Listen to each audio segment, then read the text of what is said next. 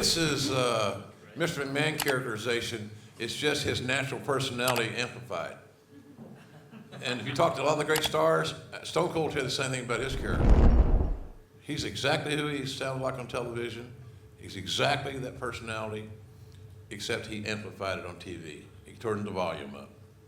McMahon is a lot like that. Business-wise, when he's in business mode, very introspective, very analytical, thinks things through, a strategist, but he has the most fun being Mr. McMahon. And if you talk to most wrestlers or wrestling personalities, they'll tell you that being a heel is a lot more fun than being a babyface, for whatever their reason may be. But his real life persona is probably closer to Mr. McMahon than we all know, except he dials it down a little bit.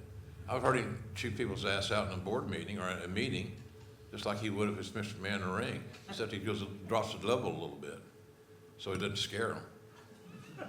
But I found him challenging to work with. I enjoyed working. I still communicate with him, believe that or not.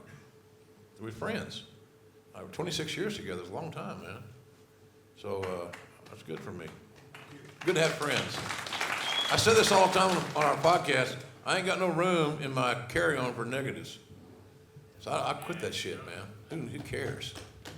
We didn't always agree, but we made a lot of money together. And when you read the new book, you're going to hear things and conversations that we had, and then subsequent conversations I had with my wife.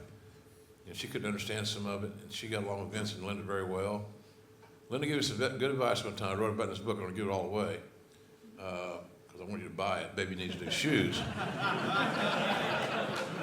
Linda said to me one time that don't allow yourself to get too close to the flame. The flame was her husband, meaning that you get too close, you're going to get burned. And so I didn't take that to heart as I should have probably, but what have I done differently? Nothing. I can't be what I am. If my destiny is to get released or not to be used, that's what it is. So that's kind of why I left, because I wasn't being used. I made so much money in 2018, from the standpoint I worked 2 days, making lots of money. The same theory now. Then I think it was he wanted to make sure that I knew I was appreciated. I just lost my wife. He brought me back to WrestleMania for a main event, as if he was doing me a big favor in that one. That always pissed me off just a little bit. It's like charity. I don't like fucking charity. I need a charity case. I can still carry my share of the water, folks. I'll just tell you that right now. At least that's my story, and I'm sticking to it. Why would I not have confidence in me? If I'd known, who will? So, but Vince is a unique dude, and this book's going to tell a lot of stuff about our relationship, how we built it, how we rebuilt it, how we discovered it, and all these things, but with the inclusion of what Jan would say when things happen.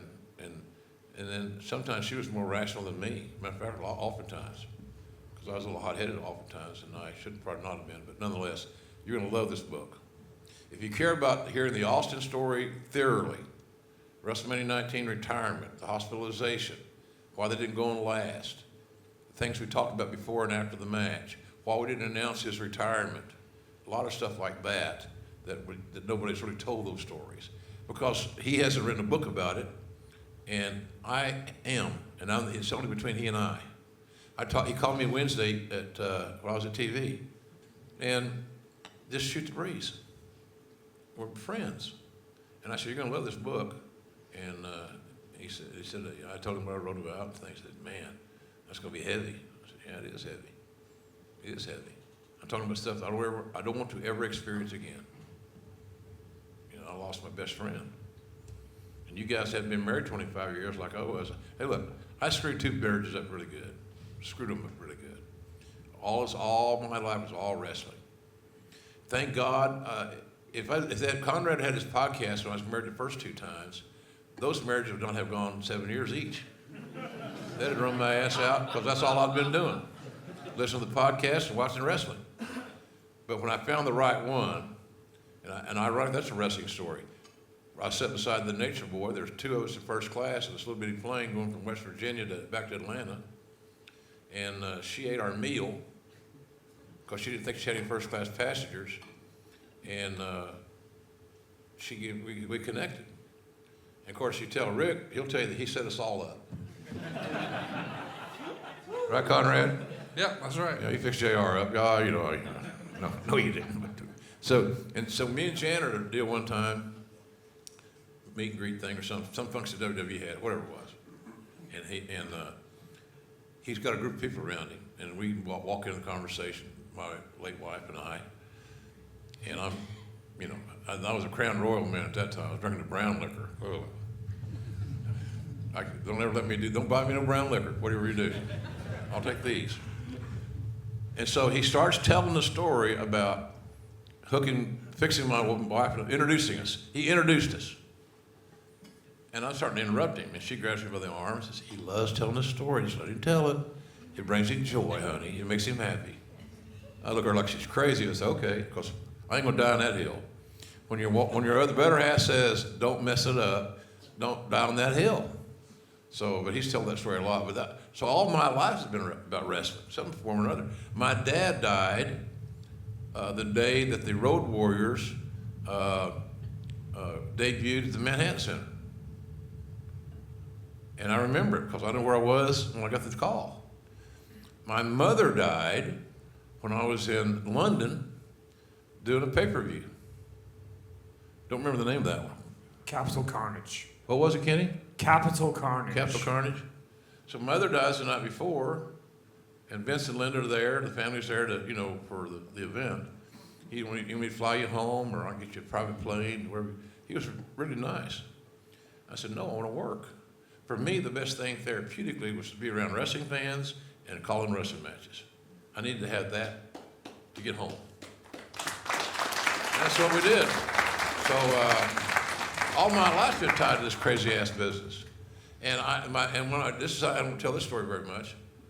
I had this perverse fear of dying alone in a Marriott. No shit. I've been in thousands of them. And every now and then, your mind will wander. If I died tonight, how would my kids get word? What would they do with my body? What would happen to all my private pics of my cell phone?